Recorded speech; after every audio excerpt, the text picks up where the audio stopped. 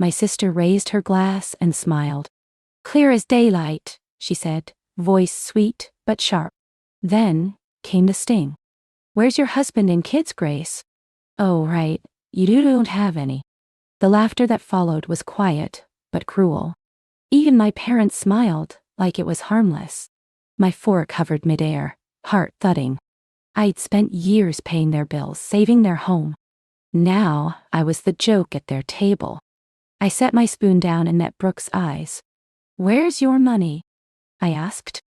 Oh, right. I've been supporting you, until today. Silence slammed into the room like a door. Mom's grin vanished. Dad's hand froze above his glass. The air thickened. That silence didn't end the night. It started everything after.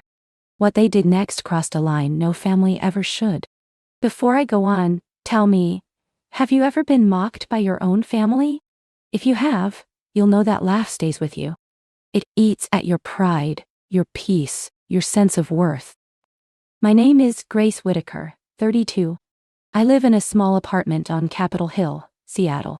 I work as a UX researcher, helping companies design better tools. From the outside, my life looks stable. Clean home, steady income, quiet mornings. But half my paycheck never stays with me. It vanishes into the same black hole it always has. My family. Mom, Linda, used to be a nurse until heart surgery forced her to stop. Dad, Thomas, once taught economics but now consults, which means he waits for jobs that never come. And Brooke, my younger sister, bright, adored, self-proclaimed influencer. Her texts always start the same way. Hey sis, can you help me? Just this once. Except it's never just once. Rent, credit cards, car repairs, I've paid for them all. I used to tell myself that's what good daughters do. They keep the house running. They carry the weight. They sacrifice so the family survives. Every Sunday I drove an hour south to Tacoma for dinner. Mom said it was tradition. Same menu every week, roast chicken, mashed potatoes, something sweet. The house smelled like old coffee and furniture polish. The walls were lined with photos, Brooke smiling in everyone. Dad, shaking hands. Mom in her hospital scrubs. Me? Always on the edge of the frame. I'd bring wine, help clean, listen to their stories. They'd praise Brooke's partnerships, complain about bills. Dad would pat my shoulder. Thanks for keeping things steady, he'd say. Some nights, I told myself that was love. Other nights, my knuckles went white on the steering wheel. Because deep down, I knew. It wasn't love that kept me paying. It was guilt. And guilt, when fed too long, always turns into fire. That fire finally sparked the night Brooke made that joke. But what burned after was far more than words. That Sunday dinner felt strange before it began. The air was heavy, like the calm before a storm. Even the silverware sounded louder than usual. The table looked perfect, chicken steaming, wine glasses shining. But the warmth felt fake, stretched thin, like old fabric. Mom chatted about Brooke's latest fashion gig. She's invited to a designer party, Mom said proudly. Dad smiled. Great exposure for her. I smiled too, because that's what I always did. But inside, my chest felt tight. Exposure didn't pay rent. Pride didn't fix overdue bills. And great opportunity didn't erase years of quiet debt. Brooke leaned back in her chair, scrolling through her phone. She laughed at something on her screen. Then, she looked at me. You should come to one of those events, Grace, she said. Maybe you'd finally meet someone. Her smile didn't reach her eyes. Then came the blow. Where's your husband and kids anyway? She teased. Oh, right, you don't have any. For a second, I couldn't breathe. The room blurred, the clink of glasses, the smell of garlic. Mom laughed softly, that high-pitched tone she used to hide tension. Dad chuckled too. Don't tease your sister, he said lightly. But his smirk said he didn't really mind. My heart pounded. Years of sacrifice flashed through my mind. Bills, transfers, sleepless nights. And this was what they saw. A woman to mock, not thank. Brooke kept going. I mean, you're doing fine, right? That tech job, what is it? Screens and surveys? She laughed again. Maybe you'd be happier with a life outside spreadsheets. Her voice dripped with sugar and poison. My hand tightened around the spoon. For years I'd let her joke slide. But not this time. Something in me snapped. Quietly, cleanly. I set the spoon down. "Where's your money, Brooke?" I said softly. "Oh right, I've been supporting you until today." The room froze. The only sound was the ticking clock on the wall. No one spoke. No one even breathed. For the first time, I didn't feel small. I felt a weight. I stood up, calm, steady. Their stares followed me, wide with shock. That silence, it wasn't peace. It was the sound of something breaking. And I didn't know then that it would start a war. When I drove home that night, the road shimmered with rain. Headlights blurred in my rear view. My reflection stared back, calm, but different. Something in me had finally changed. I thought the storm ended that night. I didn't realize it was only beginning. When I got home that night, I didn't cry. I didn't even replay their words. I just sat there, staring at my bank app. Years of deposits, transfers, payments, each one a reminder. Mom's medication. Dad's mortgage. Brooke's tuition. Every line told the story I never wanted to see. $80,000. That's how much I had given them.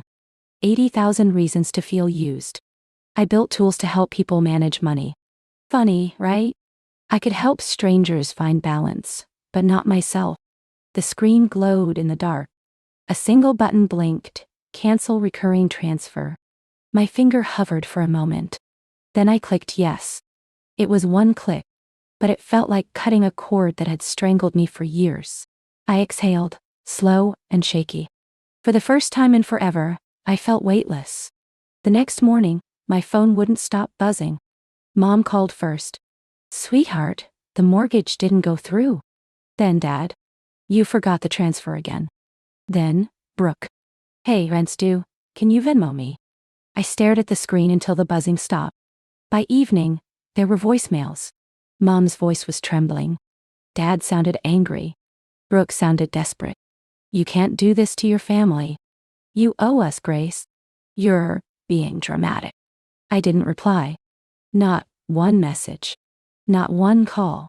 Instead, I opened a new folder on my laptop.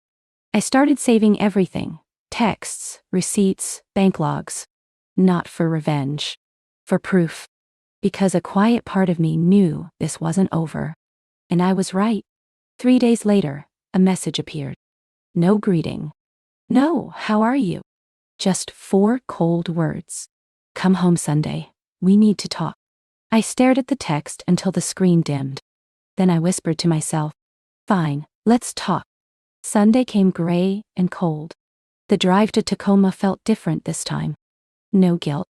No fake smiles rehearsed in my mind. Only calm. I pulled up to the house I'd kept from foreclosure. Peeling paint. Flickering porch light. Same curtains in the window. Nothing had changed. Except me. As I walked up the steps, I already knew. This wouldn't be a family talk. This would be a reckoning. And when I walked through that door, I found out just how far family could go when the money runs out. The house felt colder when I stepped inside. Mom was setting the table, avoiding my eyes. Dad sat at the head like a judge. Brooke leaned on the counter, scrolling her phone.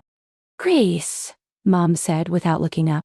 "We can't live like this. The mortgage, the bills, you know how hard it is." Her voice trembled, but her hands didn't stop moving. I hung my coat on the chair. "I know, Mom. I've known for 7 years." Dad's tone cut sharp through the air. "Don't start. This family depends on you. You've always helped. Why stop now?" I met his eyes. "Because it's not help if it's expected. That's obligation." Mom dropped a napkin. "You're being cruel." "No," I said quietly. "I'm being honest." Brooke snorted, without looking up. "Wow, someone found their backbone. Congratulations, sis." Her sarcasm made my chest burn. "You know what's funny?" I said. "You mock me for not having a husband or kids, but you've lived off me like I'm your second parent."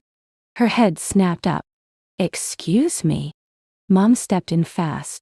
Enough, both of you. I kept my voice calm. That's the problem, Mom. You never expected her to be responsible. Dad slammed his palm on the table. The sound cracked like thunder. Watch your tone. We're your parents. Show some respect. I didn't flinch. Respect is earned, not demanded. His jaw tightened. For a moment, no one breathed. The tension was thick, electric. Brooke finally spoke, voice dripping venom. You think you're better than us, because you make a little money? Please. Without us, you'd have no one. I took a deep breath.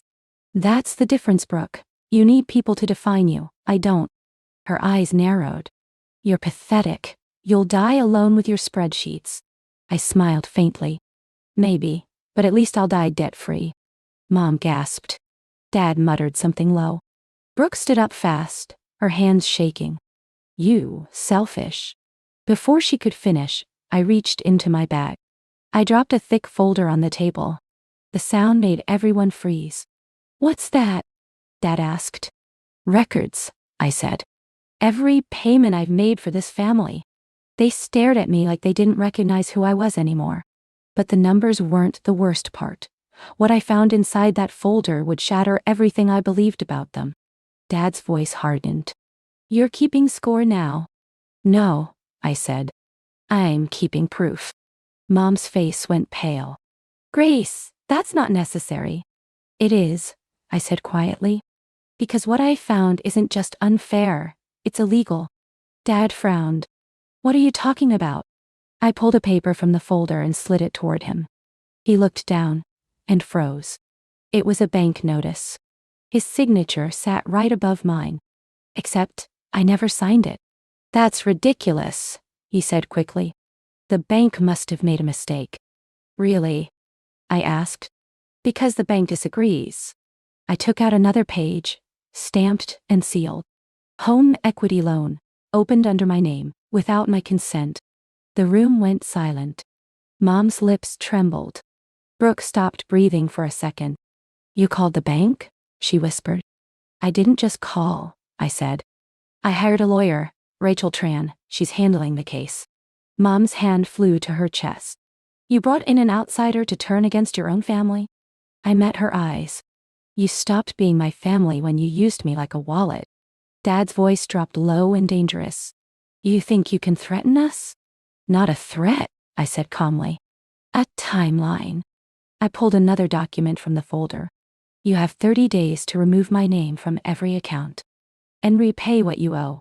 Me? If you don't, I added, Rachel will file. The clock ticked loud in the silence that followed. Brooke whispered, You wouldn't. Try me, I said. Mom began to cry, soft and practiced. Sweetheart, we only did it to protect the house. You know how hard things have been. Me? No. I shook my head. No, Mom, you didn't think. You counted on me cleaning it up. Dad's face twisted with anger. We're your parent. And I was your insurance policy, I replied. Not anymore. Brooke's eyes filled with tears. You're ruining us. I gathered the folder.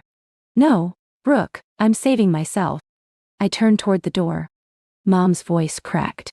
Grace, please, we can fix this together. I paused. I spent years fixing what you broke. This time you'll fix it yourselves. Nay. Outside, the air was sharp and cold. Through the window, I saw them, crying, pacing, silent. For once, I didn't feel guilty. I felt free.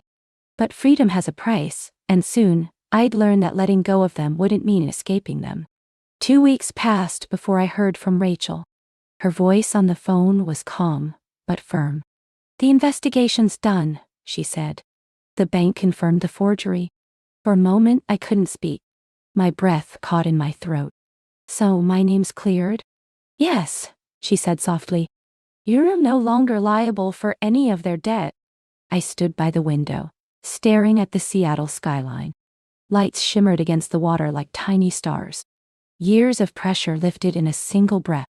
So it's really over? I asked. Legally, yes, she said. Emotionally, that's up to you. When I hung up, I opened a bottle of wine. Not to celebrate. To breathe. I poured a glass and raised it to the city. Two endings, I whispered. Two beginnings. For the first time, silence felt peaceful. No messages. No guilt. No weight on my shoulders. Then, one evening, I saw it. A property listing online. The Tacoma house, our house, was for sale. There it was, bright on the screen. The same porch I'd saved from foreclosure. The same walls I once scrubbed after arguments. Now dressed with a red tag, for sale. I didn't feel anger. Not even victory. Just inevitability. When you build your comfort on someone else's sacrifice, it always collapses. A week later, a message arrived. Mom, again. One last dinner before we leave the house. Please come. No. I hesitated. Part of me wanted to delete it. Another part wanted closure. I finally texted back one word, okay. That Sunday, I drove back to Tacoma. The house looked smaller, stripped of its pride. Boxes stacked by the door. Curtains gone. It smelled like dust instead of Sunday roast. Dad looked older. Brooke sat quietly, her phone face down for once. No one spoke as I walked in. We ate in silence. No jokes. No fake smiles. Just the sound of forks on plate. When the dishes were cleared, I took a breath and spoke. I'm not cutting you out of my life, I said. But I won't be your safety net anymore. No one argued. Mom nodded slowly, eyes wet. For the first time, silence didn't feel like war. It felt like understanding. But peace doesn't mean forgiveness. And as I drove home that night, I realized I'd only begun to rebuild what they'd broken. Driving back to Seattle that night felt different. The road shimmered under the streetlights. The air was crisp, cold, but it didn't hurt anymore. I rolled down the window. The wind rushed in, sharp and clean. It felt like something washing the past away. For the first time in years, I didn't feel trapped. No guilt sitting on my chest. No anxiety waiting for the next favor. Just quiet. Back in my apartment, I looked around. The same walls, same furniture. But everything felt new. Like I'd finally claimed it as mine. I sat at my desk and opened my laptop. This time, not to pay someone's bills, but to check my own savings. For once, the numbers made me smile. Over the next few weeks, I focused on work. I said yes to a new project. Then came a promotion offer I never expected. For years, I'd been too tired to even dream. Now, I was free to build, free to plan, free to want more. I started a night course in product design. It felt strange at first, investing in myself. But each class made me feel stronger, clearer. I wasn't the backup anymore. I was the main story. Sometimes, I'd still think about them. Mom's tired smile. Dad's anger. Brooke's silence that last night. Part of me hoped they'd learn. Another part knew they probably wouldn't. But I wasn't waiting for their apology. I was moving forward, with or without it. There were nights when loneliness crept in. Not the painful kind. Just the quiet echo that follows freedom. But even that silence felt honest. I'd spent years mistaking control for love. Sacrifice for loyalty. Guilt for connection. Now I knew better. Real love doesn't drain you. It doesn't keep score. It doesn't demand your peace as proof. I looked at the skyline outside my window. The city lights blinked like small promises. And for the first time, I believed they might be meant for me. My story wasn't about revenge. It was about release. And every day I woke up, I felt lighter, stronger, whole. But before I could close that chapter for good, something unexpected happened. A message that reminded me some stories never end cleanly. It came late one evening. A message I didn't expect. From Brooke. Just 3 words. Can we talk? I stared at it for a long time. No guilt. No anger. Just silence. After everything, part of me still cared. Not for what we'd been, but for what we might still be. I typed slowly. I'm listening. She replied, I'm sorry. Then, Another message. I didn't understand what I was doing to you. For the first time, her words didn't sound hollow. They sounded human. Maybe losing the house had opened her eyes. We met at a small cafe near the university. She looked tired, older somehow. No designer bag. No fake smile. Just Brooke, plain and fragile. She told me they'd moved into a small rental. Dad was trying to find work again. Mom was volunteering at a clinic part-time.